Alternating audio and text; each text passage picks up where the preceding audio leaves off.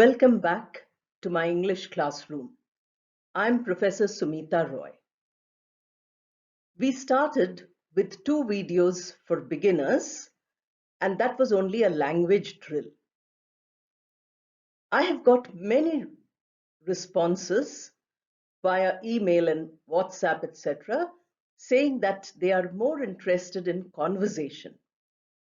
We have to do a lot of language drill with all the other forms like adjective, preposition, tenses of verbs, etc. But let us not do them immediately. I hope the beginners have all practiced the first 2 videos, one on noun and the other on verb. Unless you know these two, unless you practice the noun and the verb constantly, your English can never improve. But we will do that much later. Today we have a video on conversation. The next 2 videos also will be on conversation. So we have continuously conversation 1, 2, and 3. Each of the videos will give you some aspect of conversation which is important. And since you have studied nouns and verbs, please keep an eye on the nouns and verbs. But I have used many other words also. It is not only a noun and a verb like we had in the drill. Here, all other forms of words are also there. Every part of speech is there, but we do not know the grammatical item here. We do not concentrate on that. We have to talk about only how to exchange ideas in English. That is conversation. Many of you asked me. In fact, just now I got a call by saying, I would like to practice with somebody. Now, this practicing with somebody becomes difficult.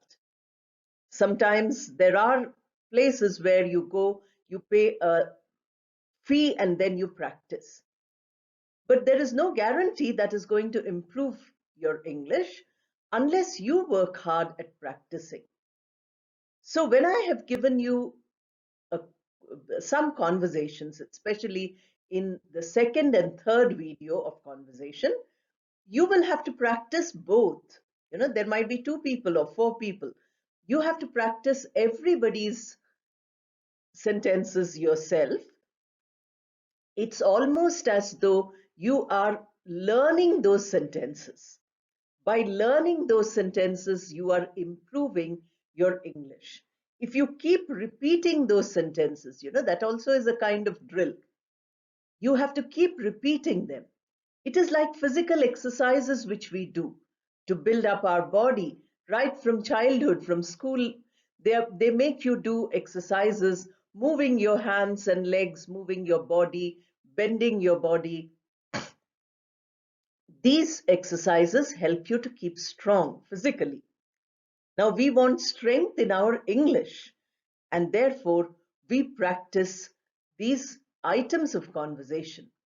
In the first part, this video, that is part 1 of conversation, I have given you some greetings, how to say a farewell, or if somebody asks you how you are, how do you reply? And then I have given you some context where you have to speak, because you don't need another person here. Somebody asks you one question and you give a long answer, maybe 10 or 15 sentences. This is what I have done in the first part of conversation. You have to go on practicing it. In case you don't practice, all these videos are of no use. But if you practice, they will benefit you. You don't really require anybody else to practice to start with. You can test yourself when you meet somebody else. For practice, you yourself are good enough. But you want to test how much have I learned? Then you go out and start speaking to everybody. So let us begin our conversation exercises which I have put in this video. The first slide shows you greetings and farewells. Greeting is when you meet a person, you begin a conversation, and then what do you say?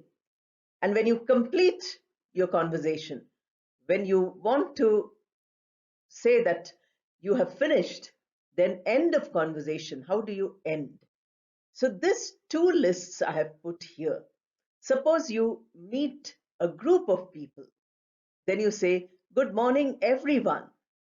If you meet only your friend, then you say, good morning, and then you use the name of your friend. So practice. If you have people at home with whom you can practice English, so in the morning when you wake up, you say good morning, and then whatever the relationship is, good morning, uncle, or good morning, father, good morning, mother, good morning, sister, brother, all these things. This is only for your practice. So early in the morning, when we meet the person for the first time, we say good morning. And this good morning you can say with, good morning only without adding anything else. So if you see a elderly person, if you see your neighbor who's old, or if you see your teacher, if you're a student, if you see your boss, if you're employed, then you say good morning. Usually you might say good morning, sir, or good morning, madam.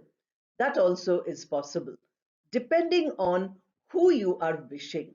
So when you see a person for the first time, you greet by saying good morning. Instead of saying good morning, you can also say good day. Good day is perfect. There is no problem about good day. And to all of you, everyone, all of you, these are all for groups. Suppose you have gone to speak somewhere and you say, good day to all of you. Good morning to everyone, we don't say. See how the change is there? We don't say good morning to everyone. We say good morning, everyone. Good day, everyone. Good morning to all of you. So the to is an extra here. Although the meaning is the same, everyone and all of you, the meaning is the same, but the construction of the sentence is different. This is what you have to keep in mind. Then an informal greeting is hello, hi, or hey. These three forms can be used with some names. Hello there, if you meet, somebody who's very close to you, very intimate, not looking at you, going away. So you call out by saying hello there, attract attention. Or you use a name, hi Keshav, if that is your friend, or hey Debbie, if that is your friend or your neighbor or a person known to you, your colleague, your classmate, anything is possible. So these are informal greetings. We don't say hey or hi or hello, usually in a context where we are speaking to elderly people, strangers, etc. You know, Indian context, Indian culture is little formal. So we don't do that. We say good morning or we say good day. It is also possible if you're meeting in the afternoon, that is after 12, the day is breaks at 12, then again the count starts as 13 hours or 1 o'clock. So at that point, 12:01, if you meet somebody, then you say good afternoon. Similarly, good evening. Suppose your meeting is in the evening. So you meet everybody for the first time in the day, and that is evening. So you don't say good morning. You don't say good afternoon. You say evening. Maybe 5, 5:30, 6 would be evening. But morning, afternoon, evening are for greeting. We never use good night for greeting. Please understand, good night is the end of a conversation, not a beginning of conversation. This is a mistake many people make. And this mistake you must avoid. When you say good night, it means bye, goodbye, the same meaning as good night. Before going to bed, we say good night to people around us. If you stay in a hostel or if you stay in, accommodation where you're sharing with others, then you say good night when you're going to bed. But don't say good night when you meet a person at 8 in the evening. That is still evening, it is not night. Bye and goodbye. That also, bye is a shorter form, goodbye is a longer form. Just before ending the conversation, you say, okay, goodbye. Now the conversation is over. Each one of you is going away in a different direction. It is also polite to say, see you again. See you again or see you soon. These are often used instead of saying goodbye or instead of saying goodbye. Bye. Good night can only be said at the last thing in the day, but not really. Suppose you've gone out for dinner and it's 11 o'clock when you finish dinner. Then you say good night. Instead of saying goodbye, you say good night and you leave. But see you again can also be said. Or see you soon. When you're a friend, you're eager to meet again. You say see you soon.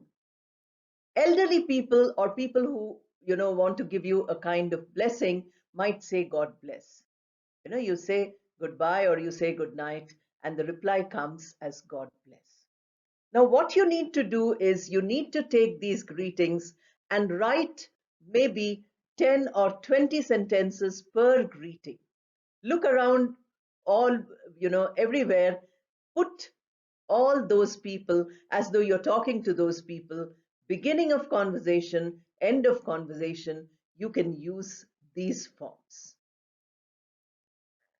After greeting people, what we saw in the previous slide, we can have some simple exchange. So you say, good morning. The other person says, good morning. And then you ask, how are you? The other person replies by saying, I'm fine, thank you. This was the older form. It is mainly UK. And I'm good, which is more popular today. I'm good is the new form, where you have, the US influence here. So how are you is a common question. As soon as you greet a person, you ask, how are you? Then two types of answers are possible. I'm fine, thank you, or I'm good. These two, you can use any one of them when somebody asks you, how are you? Or when you ask somebody, how are you? They can give you either of these two responses. Now you can build up your own conversation. You begin by saying good morning or good day, so and so. That person replies good day. Then you put yourself and you say, how are you? Or how are you today? uh, then the other person replies by saying, I'm fine, thank you. See how you're building up your own conversation. Use a notebook if you want and make many conversations. Whatever conversation you've had throughout the day in some other language, in your mother tongue, in the language which is spoken around you, put it now into English.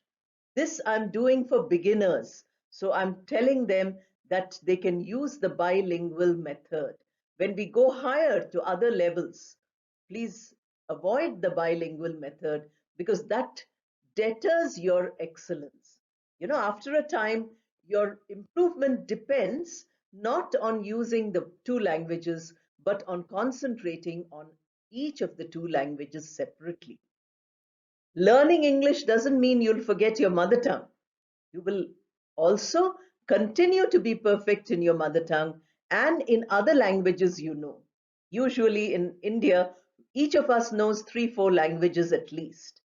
So one more additional language, and that is English. Many of you might say, oh, I know only one language, Hindi, or I know only one language, that is my mother tongue. No problem. This is your second language then, and that you can learn very well.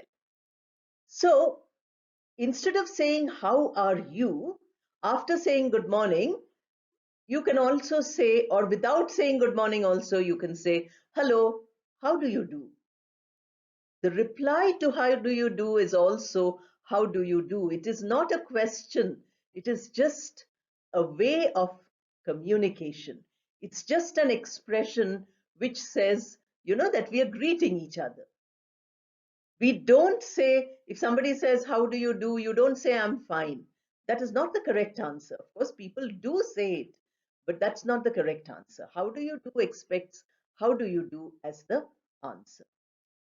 Now, it is possible instead of saying, how are you? A person might also ask, how are you doing today? Suppose you have not been well. Somebody hurt their foot. So that person was recovering. Today you see that person walking on the road. So you say, how are you doing today? The person says, I'm doing well, thank you. Thank you is usually added because polite exchanges are very important in English. Formal English is a polite language. So we need to be polite. Maybe in our mother tongue, we might not use thank you so often as we use it in English. Sorry and please and thank you. These are all words which are very often used in formal English. So you need to practice that more and more. Therefore, these are simple exchanges which can follow the greetings, and then you can say, I'm doing well, thank you. Okay, then you say, God bless you. Or you say, hope to see you soon. And the conversation ends. Or you can have a little more conversation. You can discuss the weather, or you can discuss something which is happening, a current situation. You can discuss whatever you're doing today. And then you say, see you again. You end the conversation. So these are simple exchanges. I have put it in such a way that it should not be difficult for you to follow. In the next 4 slides, we shall have you practicing how to speak a few sentences in continuation. Not like the first 2 slides where there were only a phrase or few words. Here there are so many sentences, as you can see on the first slide which I've put now. And then remaining 3 also, various aspects, a few sentences you will speak. So suppose somebody asks you, introduce yourself, or you want to introduce yourself to somebody. Then what you say? You start by a greeting. Hi, good morning, good day. I've shown you all the greetings. Then you say, I'm Chitra, your name, whatever your name is. Or you say, this is. Or you say, my name is. So you say, I'm Chitra, or this is Chitra, or my name is Chitra. Or you can say Chitra here.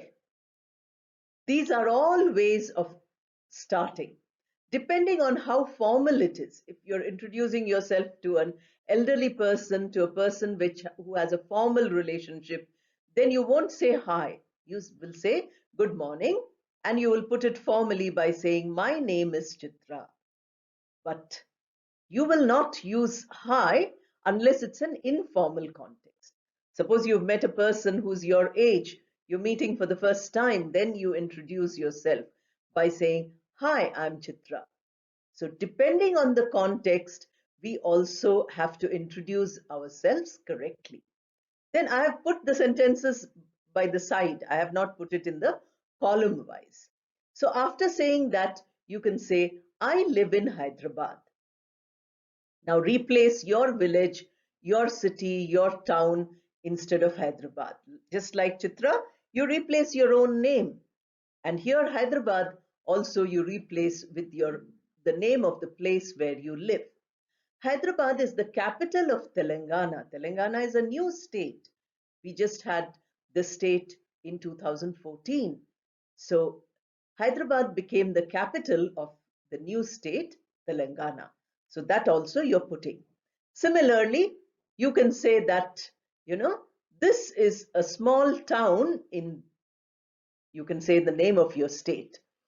This is a village in this district. You have the village in certain district. So you can give a little expansion that I live in such and such a place, and that place belongs to a larger denomination. You have to now put it for yourself. Suppose a few hundred people are watching this. Nobody might be in Hyderabad. So you cannot repeat yourself by saying I live in Hyderabad.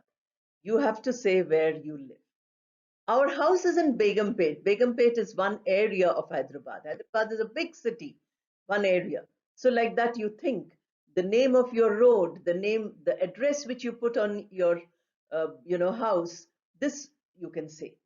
Now you come to your family. First you say, where do you stay? Now, with whom do you stay? Who is with you? My family has 6 members. Now, please count in your family how many members are there. So, Chitra is saying, my parents, my grandparents, my brother Ram, and I. So, Chitra is the sister, Ram is the brother. They have parents, mother and father. They have grandparents, grandmother and grandfather. Total 6. So, this description, now you put for your own family. You say that there is nobody in my family if you are alone. No problem at all. I'm alone and I do not have a close family. I have many relatives, you can say. Some people stay with their uncle and aunt. Some people stay with their grandparents. Some people are brought up by other people. So it is possible.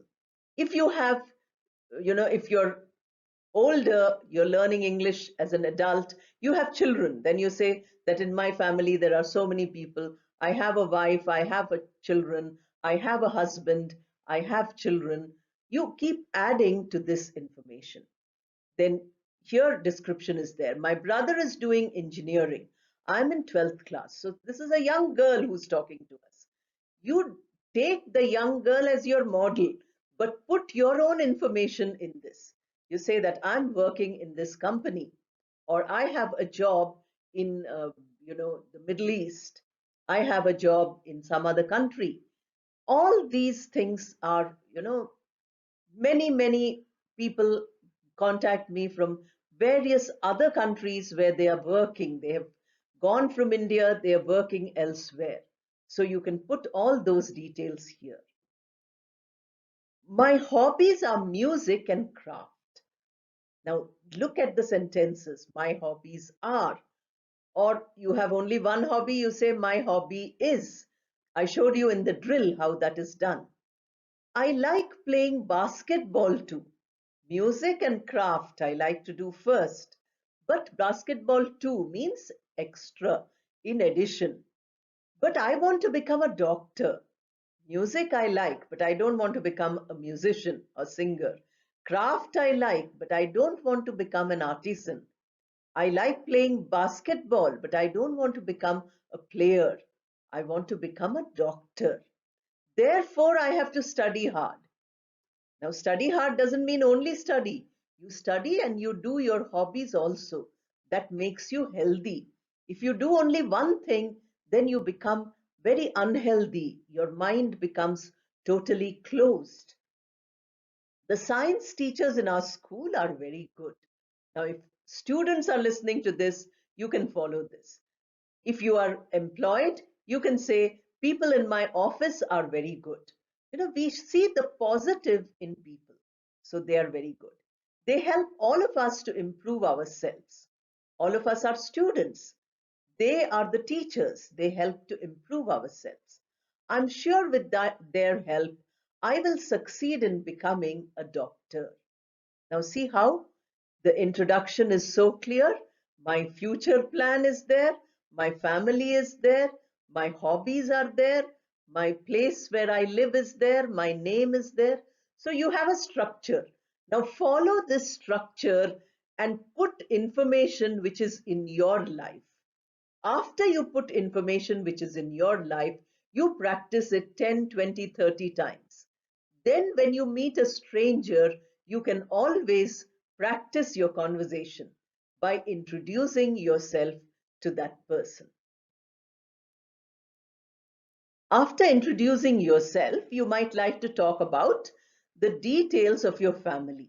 In your introduction, you just gave 2 sentences about your family. Now you're going to give more about your family. So imagine your family. I have used an imaginary family. You use your imaginary family and you put in the information. Follow the structures so that you don't make grammatical mistakes. See how the sentences are constructed and construct your sentences according to this pattern. If you don't have this information is not relevant to you. You can't use it because you're a different person. But this is a model on which you can build up. This is the structure. In that structure, you fit in your own details. Unless you practice this, you will not improve. For us to see the video might take half an hour, but to practice might take 5 days, one whole week. That is why I'm putting videos for beginners, for mid-level, and for advanced, not all beginners together, because that way you will not have time for practice. I hope the beginners have practiced the first two videos. Now they have come to, after maybe 3 weeks, some more videos for them. So, my family. Now, here, somebody who's introducing themselves to their family is saying, I live in a joint family. Joint family means where many people live together. Nuclear family means parents and children. That is a nuclear family. Only husband, wife, nuclear family. Or only, uh, parents and children, nuclear family. Joint family, more than that, many more members. Like the earlier one, what Chitra said. She said grandparents and parents. So it becomes joint family.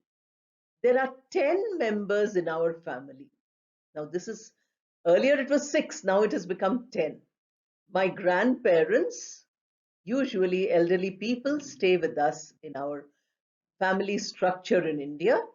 Parents, uncle, auntie, cousins, and I. Now, 10 members are all described. So, grandparents are 2, parents are 2, uncle, auntie are 2 more. So, that's 6. I is 7. So, cousins are 3.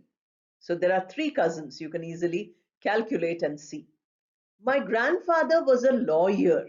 Now, he's old now. So, he was a lawyer, past tense. Now, he is retired. He was a lawyer, past, now he's retired, present. My grandmother is a homemaker. Earlier we used to use the term housewife, pronounced as hazif. But today, a better term, a term which is more popular today, is homemaker. So, grandmother used to stay at home, look after the family, and she does it even now. They have 2 sons.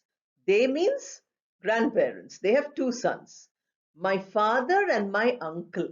So when uncle was mentioned in the previous sentence, it is father's brother. Uncle in English is used for a variety of relationships, which in India we have different names for all of them. The mother's brother is also uncle. The mother's sister's husband is also uncle. The father's sister's husband is also uncle. So we have uncles of great variety. Then here we can make out that father and uncle are 2 brothers. My father has a business. That means he's a businessman, in which my uncle also helps. So both the brothers do some business. They have some business of their own. My mother works in a bank, and my aunt is a teacher. So all 4 of the elder people are all working. My uncle and aunt have 3 children. Already we guessed that. 2 sons and a daughter. They are my cousins. Now avoid using cousin brother and cousin sister. The word cousin is a common gender which doesn't have brother and sister to it. So if you say cousin, we have to understand by looking at the person, by hearing the name, etc., whether they are boys or girls. So you just say cousin. I love my family. Now see how the end comes. You know, unless you have relationship, good relationship, you are not a good person at all. Any job you apply for, they will test your relationship skills. So you have to learn to have good relationships, starting with your family. So that is a description. Now think of your own family, make a small 10 sentence description about your family. Practice it many times. After family, we move on to friends. So each of you can now describe your friends. Whether you have one or two friends, in which case you describe them in detail, or you have many friends, in which case you can just give one sentence about each. Depends on you. If you have only one friend, then you have to write 10 sentences about that one single friend. Whatever is your, you know, friend circle, you can use that in your description. Somebody asks you, tell me about your friends. Then you start saying all this. I have many friends. Or you say, I have only one friend. Or I have a few friends. If you say I have a few friends, that means you have three or four. Small number. If you say I have few friends without a, you remove the article, I have few friends, that means you have no friends at all. Few is used in that negative sense. That means I don't have any friends. So if somebody asks you, tell me about your friends, and you say, I have few friends, that is a negative answer. Don't give such an answer. Just try to remember, maybe now you don't have any friends. Did you have last year? Did you have 5 years back? Did you have 10 years back? Try to think and answer, because our aim is to speak in English. Our aim is to construct as many sentences as possible in English. That is why I'm giving you how sentence construction is done by asking you to describe these things. So now start thinking about your friends. I have many friends. Some of them are with me in school. Some others are my neighbors. I have used most of the conversations in the beginners level for younger children, because I get letters and mails from parents who are very keen to teach their children English. They say, my children are not learning. They are maybe in the fifth class, fourth class, or sometimes students themselves write, I'm in the ninth class, I'm in the 10th class. I don't know English. So maybe our maximum people will be those who are watching either to help their children learn English, or the children themselves are learning English. So that is why I've used the contexts for children, but please don't limit yourself to children. Immediately after this, I will go to mid-level conversation, where we might have slightly advanced ones. And then when we go to the advanced level conversations, there we will have some very, formal, very business communication type of conversations. This is simple conversation for beginners. So here you say, some of them are with me in school, so classmates. Some others are my neighbors.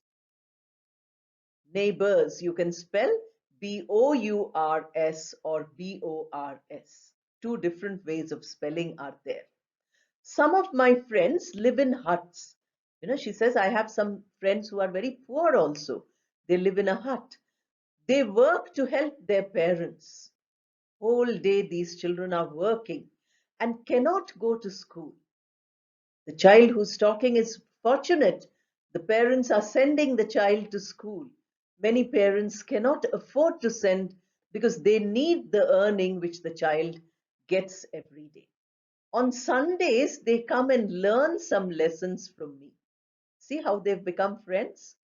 I remember a boy telling me that when I go for an early morning walk, I see children at the bus stop sitting quietly with their books they cannot understand, with some piece of paper they cannot understand. So half an hour I teach them alphabet A, B, C, D. Half an hour I teach them how to read. So my walk, half an hour, and half an hour helping children. That's so wonderful. We can do that for helping those who are not so fortunate. I also have many Facebook friends. Now, all people are there on social media, youngsters. You have to be very careful. Not friends who are unfamiliar. See what this person says, whom I met, actual friends, during holidays in different parts of the country. So I have friends from different parts of the country, but they are not strangers to me. They are not unfamiliar. I met them and then we became Facebook friends. My best friend is Sapna. So now she goes back to school friends. My best friend is Sapna. She comes first in class. She also helps me with my studies. So she's very good in studies. She helps me. I teach Sapna how to sing in our free time. So Sapna teaches me how to do my homework or my studies. In exchange, I teach her how to sing. So you see, they are best friends. Very well. Now you think of a situation like this with your friends. Describe this. Description is the best way of learning how to converse, because when you're carrying out a conversation with somebody, very often you have to make some kind of description about something. If they ask you, how is the political situation today? Then you have to know what is happening in your country. What is the political situation? You have to describe it without taking sides by saying, I support this one or I support that one.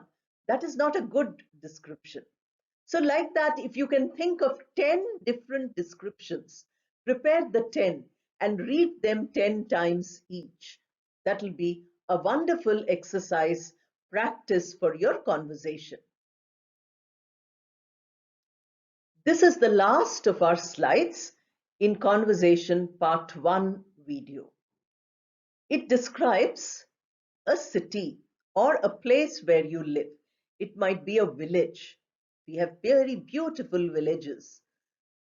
We have towns, small and big towns. We have a district made out of so many units.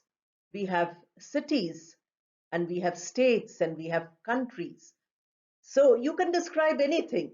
You can describe your country, India, or you can describe, if other people from other countries are watching it, because YouTube is available to everybody. Just today, I got an email from a very small country, very far from us. So if such a person is listening, then that person can certainly put in their city, their country, and that description. So I have, since I'm making the videos in Hyderabad, I told you, I have put in the description. This is only a model for you. Please remember, these facts are not for you. The facts you put up your own facts. Suppose you are in Hyderabad, use this. But use your own description. Don't follow my description, because you are not a parrot. You're a human being. And as a human being, you will put in your information into this. So Hyderabad is a beautiful city. It has a twin city called Secunderabad. So both the cities are side by side. There is a, Hussain Sagar lake that separates Hyderabad on this side. You cross the bridge and you come to Secunderabad. That's called Tangband. If you come to Hyderabad, you will be able to see all this. So it says twin cities, Hyderabad, Secunderabad. It has a long history of many centuries. All our cities have beautiful history. You can learn about it when you visit the Golconda Fort. We have a very ancient fort of the Qutub Shahi dynasty. Then you have Salar Jung Museum. Salar Jung, who was an individual, he was a minister of the Nizam, and he collected artifacts from all over the world. If you see them, you will be amazed at how beautiful they are. Charminar. Charminar was a monument of victory. And Hussain Sagar, I just now told you, the lake which used to supply water to the city. And other places, the many other places I have not listed here. Many modern marvels are also there in Hyderabad. Now you can see history is there, but the city is not old. The city is also very modern. Ramoji Film City, where many films are shot. You might have heard of Bahubali, which, you have models of Bahubali in Ramoji Film City. If you come, you can see them. Is very popular with all visitors to the city. So now, if you are describing your own city, you have to describe all these things. Hyderabad is very advanced in science and technology. People from all over the country come to study here. We have wonderful colleges and wonderful courses. It is well known all over the world as an IT hub. IT industry, huge. One of the, well-known places where IT revolution took place was Hyderabad. People in Hyderabad are very warm and friendly. They will welcome you. Warm means that they have a lot of affection. They will welcome you. They will take you into their hearts. So this is the description which you can see about a city. So similarly, highlight the best of the place where you stay, describe the city, and then you will find that your conversation, a few slides here and a few models from which you can expand and make at least, 20, 30 pieces of conversation. This is now your homework because this is a classroom and therefore you have to do a lot of homework. If you really want to improve, then you take these models, make your own conversation based on your life, your experience, and your information. Then practice those by reading them again and again. And then when you meet somebody, you can always use these sentences because already the sentences are there in your mind. You will not make mistakes in the use of sentences. Sometimes the message comes to me in wrong English. Today somebody said something, then I corrected the English by saying that you shouldn't ask like this. This is the way you should ask. But you can imagine, if I get thousands of messages and mails, I cannot correct your English. So I'm showing you the models. And if you follow these models, if you look at each sentence, each word in the sentence, how it is arranged, then you will never make mistakes. Follow these arrangements.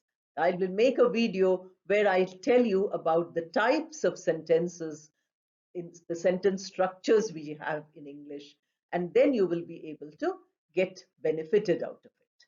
So please practice. Thank you and all the best.